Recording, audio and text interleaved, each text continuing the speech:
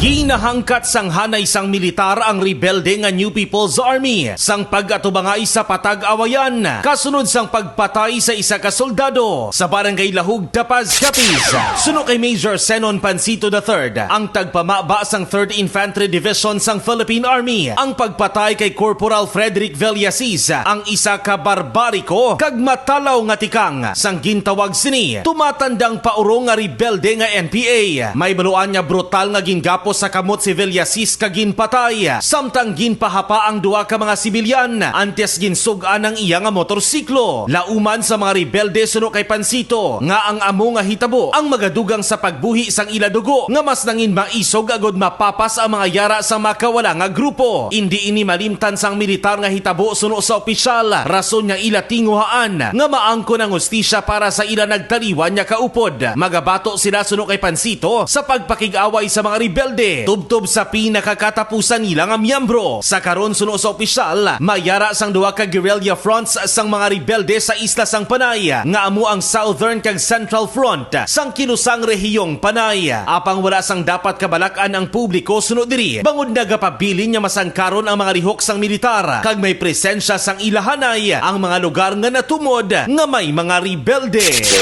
Hindi namin alam bakit tumatandang paurong itong mga NPA na ito.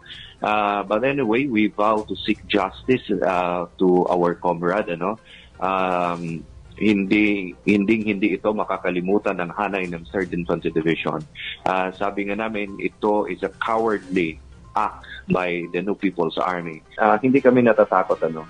Itong ginawa ninyo, nagpabuhay lamang sa dugo ng sa bawat isang sundalo na mas magiging matapang pa, mas magiging masigasig sa aming trabaho. We will definitely bring you to justice at all costs.